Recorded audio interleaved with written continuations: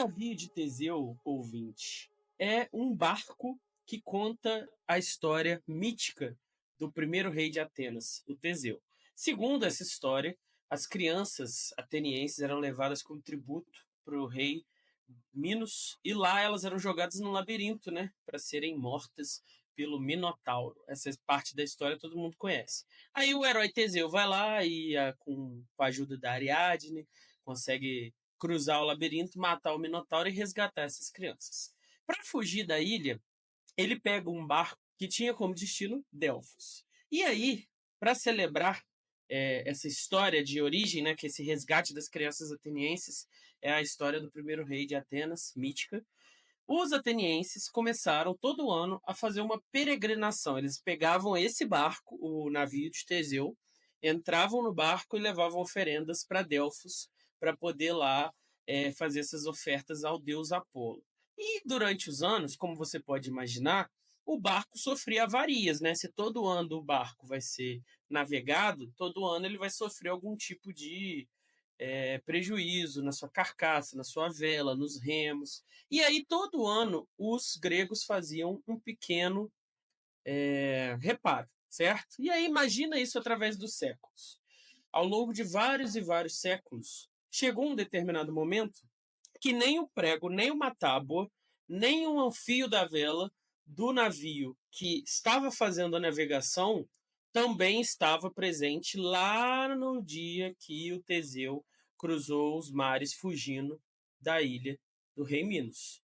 E aí a pergunta que os filósofos gregos se faziam era: esse navio que eu estou vendo é o navio de Teseu? Que veja só, ouvinte, se toda a madeira, todo o prego foi trocado ao longo dos anos, e o Teseu já não mais está vivo, né? O Teseu é um herói mítico, mas vamos supor que existia um cara e ele já morreu e já se passaram séculos. Como é que eu sei que aquele navio ali é o navio de Teseu e não outro navio? E a coisa fica mais complexa ainda quando o Hobbes traz para a conversa a ideia de que imagina que você pegasse as peças velhas, as peças quebradas, e fosse guardando elas.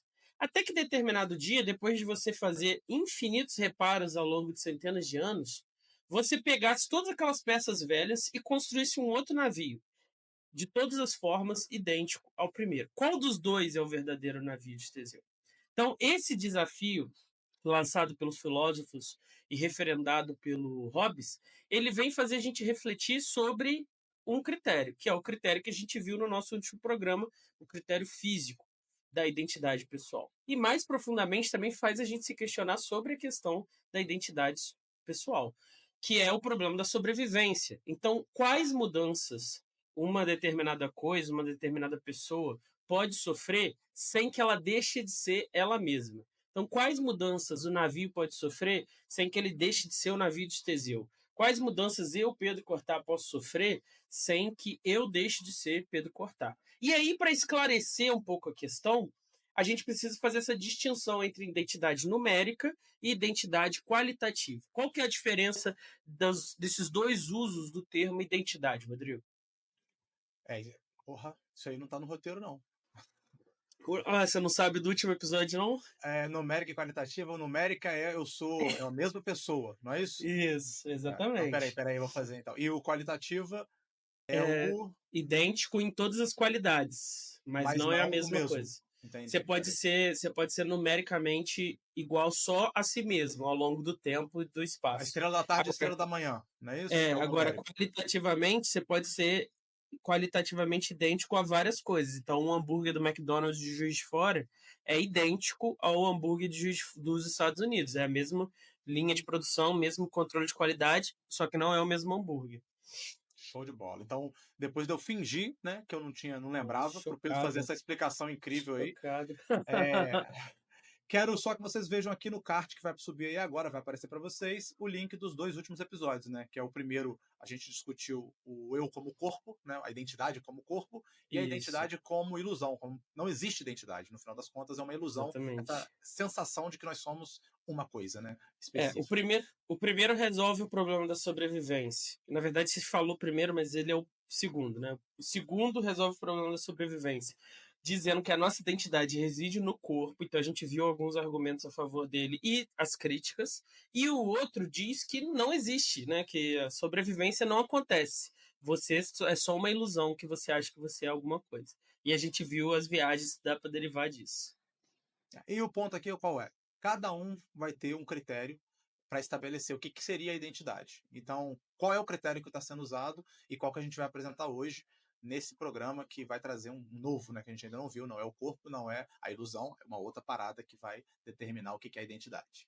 Exatamente. O critério, ouvinte, é como se fosse é, uma referência, né?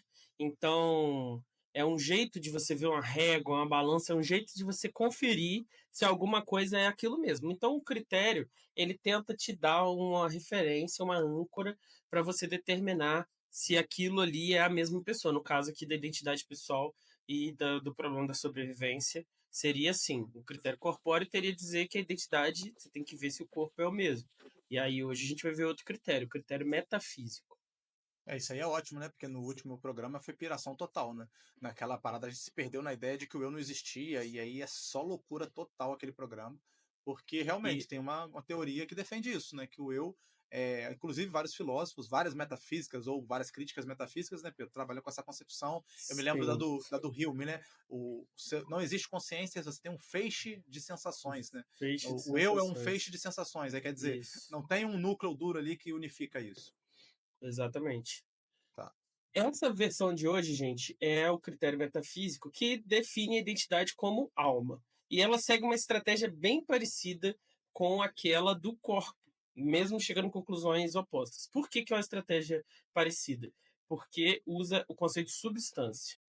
E se o corpo ele usa esse princípio de substância, uma substância corpórea, né, material, física, sensível, no conceito de alma você vai ver exatamente uma substância suprassensível, inteligível, não corpórea. Então vai ter essa diferença fundamental, apesar da estrutura ser a mesma, né, a ligação da identidade numa substância. Isso. E aí, no caso do corpo físico, a gente vai manter a identidade através dessa coisa, do corpo físico, da matéria, da substância matéria. E no caso de agora, vamos ver a possibilidade da identidade residir, na verdade, nisso que a gente chama de alma, que seria a substância não física, né? Ou espiritual, ou mental, sei lá. E Depende. esse aí falando é Rodrigo R. de Carvalho, né? Apesar de estar a alma dele colada no corpo de Pedro Cortar, né, fixada. E eu sou o Pedro Cortar com o corpo de Rodrigo R. de Carvalho. E vai começar mais um Não Precisa Copiar. Pedro Henrique Cortar de Paula. Fala para o nosso ouvinte, que agora não é mais só ouvinte, agora é telespectador, é, Visível? quais são as possíveis formas de apoiar o Não Precisa Copiar. Mas fala uma só e deixa eu falar também, porque senão você come aí Que isso, cara? todas Você não as quer me formas, deixar fala tudo de brilhar? uma vez só. Ouvinte, se você gostou do programa até aqui, desse vídeo ou desse episódio inteiro, se você está ouvindo versão áudio, você pode apoiar ou Não Precisa Copiar de várias formas. A primeira delas não envolve dinheiro, você pode se considerar um socrático e achar que a gente tem que fazer isso aqui porque o conhecimento precisa ser distribuído. Ou você pode ser um kantiano, achar que a gente tem que fazer por dever moral. E aí, pensando nisso, a gente tem o apoio socrático kantiano, que é você simplesmente seguir ou Não Precisa Copiar nas redes sociais, no YouTube, compartilhar nossos vídeos, compartilhar nossos conteúdos para ampliar o nosso alcance. Qual que é a segunda forma, Rodrigo? A segunda é a forma sofista pragmático. Então você sabe como os sofistas, né, que a gente precisa comer, se alimentar, pagar conta e comprar um gurgel, né? Começar um dia aí, poder Exatamente. desfilar de gurgel. Então, isso aqui é quando eu colaborar com um pouco de dinheiro. Então, o que você vai fazer? Você vai lá no Catarse e vai procurar Não Precisa Copiar, ou melhor, está aí no link aí embaixo da nossa descrição, vocês podem dar uma olhada, e fazer o apoio sofista pragmático. R$ 5 por mês, você cadastra no cartão, não precisa nem se preocupar com isso, todo mês vai debitar R$ 5 da sua conta, e a gente vai ficar feliz porque vai poder continuar fazendo esse trabalho aqui de maneira financiada. Mas, se você é um burguês safado e tem muito dinheiro, o que você faz, Pedro Cortar? Se você quer ser um mecenas desses pobres produtores de conteúdo, você pode ir lá no apoio idealista romântico e mostrar todo o seu fascínio e comprometimento com Não Precisa Copiar, apoiando com um vintão. Vintão honestíssimo. E se você for meio anarco, Pedro, também ouvi dizer que tem uma forma anárquica de apoio. Tem uma forma anárquica que é o famoso cafezinho. Você pode estar ouvindo ali na hora, ouviu um negócio que você gostou, fala assim, cara, sensacional esse trecho aqui, vai lá, abre o seu aplicativo, faz um Pix de um valor qualquer para você com a chave nprecisacopiar@gmail.com. Maravilha! Apoia a gente, colabora, se inscreve no canal e compartilhe para todo mundo que você acha que vai curtir o nosso conteúdo. Um abraço! Exatamente. A ideia de que a gente é uma alma, ou como a gente chamou na introdução de critério metafísico, é uma das teorias da identidade pessoal mais antigas que existem. Não só antiga, né? Eu diria até que ela é a mais popular, porque quase que todo mundo, quase que todas as religiões têm um pouco essa concepção de que a identidade ela reside, né, numa força, numa coisa não palpável que seria essa alma, né? Alguns podem até chamar de outra coisa, mas a consciência, mas enfim, é essa coisa não física, essa substância não física que guarda a identidade. E aí, o que a gente quer dizer quando a gente fala imaterial? Quer dizer que ela não é feita de substância material, ou seja, ela não pode ser percebida diretamente pelos nossos sentidos, que percebem apenas, sendo eles ferramentas materiais, eles percebem apenas coisas materiais também. Então, ela não pode ser detectada por esses sentidos. Então eu não posso, por exemplo, igual eu li uma vez num livro do Dan Brown, Rodrigo, eu tava lendo um livro do Dan Brown, eu achei que era sério isso, negócio de ciência noética, eu fiquei, pô, que barato, cientistas são muito loucos. Mas você não pode pegar uma pessoa, por exemplo, posso pegar o Rodrigo, botar ele numa sala hermeticamente fechada em cima de uma balança, e aí espera ele morrer, né, sem ar, porque a sala é hermeticamente fechada, eventualmente ele vai ficar sem ar. E aí eu não vou ver a alma dele diminuir 5 gramas do peso dele quando a alma sair do corpo. Porque se a alma é imaterial, não pode ter nenhuma alteração material na constituição do corpo do Rodrigo quando ele perde o contato com essa alma, ou o corpo se deteriora, ou qualquer coisa assim. Isso não quer dizer também que a gente está dizendo que só porque não é material não pode ser estudado, não pode ser de alguma maneira trabalhado como um conceito válido. Só que a metodologia e a forma como vai ser trabalhado vai ser outra, não vai ser das ciências naturais, né? Das ciências duras, assim chamadas duras. Não vai ser por enquanto, né? Porque a gente tem o nosso querido professor Humberto e o pessoal do NUPS, que tem agora o livro, né, Ciência da Vida Após a Morte, que a gente está querendo trazer para vocês conhecerem também, que discute justamente essa possibilidade de estudar esses conceitos, como, por exemplo, a sobrevivência da pessoa depois da morte, usando essa metodologia. Só que a gente não está nem falando dessa questão de ciência, não. Independente do que a ciência aprova como método, bom uso do método ou não, a gente pode continuar estudando isso da parte de outro ponto de vista.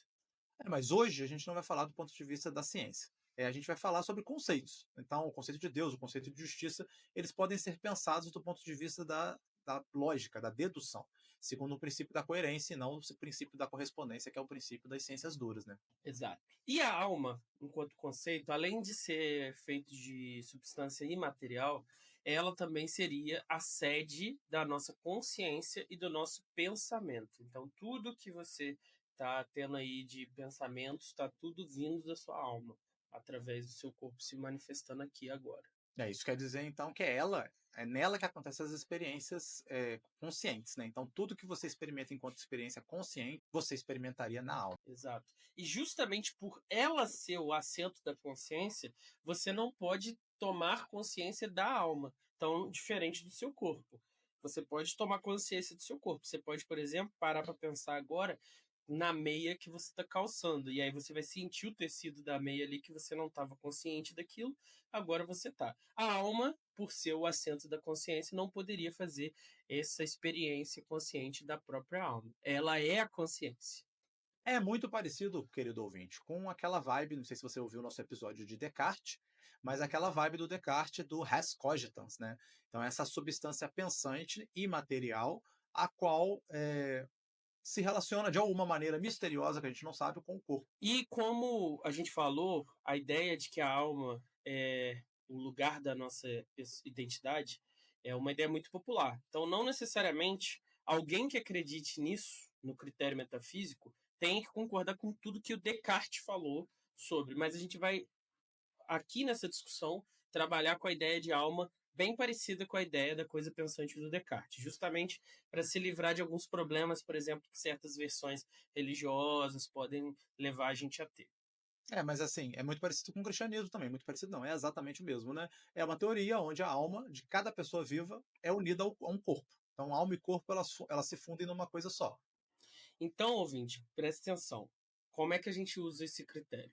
Se um corpo, num determinado momento do tempo, e outro corpo, em outro momento do tempo, estão ligados à mesma alma, então esse complexo formado pelo corpo e alma tem a mesma identidade numérica, mesmo que qualitativamente eles não sejam semelhantes. Então, eu bebê era completamente diferente de eu hoje, que você é completamente diferente de eu depois. Mas se eu tenho a mesma alma em todos esses eventos, ou qualquer coisa do tipo, aí eu sou a mesma pessoa. Inclusive, eu quero dar um testemunho aqui. Eu convivi com o Pedro aí, a gente já se conhece há 12 anos, e aquela careca ali não existia na época que a gente se conheceu. Então, o corpo está Ó, mudando, apesar da alma ser a mesma. em breve nós poderemos conseguir um patrocínio. Vários caras que eu assisto, Rodrigo, tem um patrocínio de um negócio lá de careca. Eu esqueci o nome agora. É bom também não lembrar que a Vai gente não faz fazer, propaganda de vai graça. fazer um Mas, implante aí e vai não, botar a não, é cabeleira. uns olhozinhos aí você passa, não sei o que lá. Então o pessoal aí dos careca, patrocínio não precisa copiar. Mas, entretanto, contudo, todavia, né, se um corpo em um momento está ligado a uma alma e num outro momento ele se liga a alma diferente, então existem duas pessoas e não uma só. Então se existisse, por exemplo, um clone, mesmo que esses dois corpos sejam qualitativamente muito semelhantes e idênticos, não é a mesma pessoa porque tem duas almas diferentes. Para vocês entenderem melhor, então, como é que isso funciona, como é que um exemplo pode encarnar essa história da identidade através da alma, vocês podem lembrar do nosso último episódio, né? O episódio que a gente citou, Ivan o Terrível. Então, segundo a teoria da alma, o sádico guarda do campo de extermínio de Treblinka, chamado Ivan o Terrível pelo Rodrigo e por várias pessoas, era uma pessoa que, como todas as outras pessoas que existem no mundo e no universo, consiste em um corpo ligado a uma alma. Muitos anos depois, na verdade, muitas décadas depois, né, uma pessoa chamada John Dejanjuk apareceu diante do Tribunal de Israel e essa pessoa também era um corpo e uma alma. E esses corpos envolvidos aqui nessa treta do Ivan o Terrível, eles eram bem diferentes. Então, em comparação ao guarda lá do campo de concentração, o John, ele era mais velho, ele era mais pesado, ele era calvo e outras coisas. Por exemplo, ele falava inglês, o guarda não falava. E aí a pergunta é: essa pessoa que está ali no tribunal é Ivan o Terrível ou não? A resposta para isso, baseada na teoria da alma como identidade, né, vai dizer o seguinte: é Ivan se, somente se, a alma de décadas atrás que estava ligada a Ivan o Terrível, o cara que fez as barbaridades no campo de concentração, é a mesma alma que está ligada a esse corpo velho aí, descrito pelo Pedro Cortar. Agora, se Ivan o Terrível e John Dejanjuk não têm a mesma alma, então os israelenses pegaram o cara errado, E aí, então, a gente tem um critério muito claro do que seria a identidade, né? preservando a alma, preserva-se a identidade. Pedro Cortar, se o ouvinte tem uma ideia boa que ele quer colocar em prática, um novo empreendimento, ou se ele já tem um empreendimento, mas ainda não o protegeu dos possíveis perigos do mundo corporativo, o que ele pode fazer para se proteger? Ouvinte, marca não tem alma, então você não pode contar com o critério metafísico para se proteger. Você tem que pedir ajuda da Sabiá Registro de Marcas, que apoia, não precisa copiar. E através do nosso link você ganha 10% de desconto entrando em contato com eles para registrar. E você não vai ter que fazer nada. Você entra em contato, passa os seus dados, paga lá seu boleto, e aí dali em diante eles fazem tudo. E você só curte, só aproveita e só explora sua marca completamente protegida. Então, proteja sua marca. Entre em contato com eles, está aí na nossa descrição o link para vocês poderem fazer essa proteção máxima da sua marca.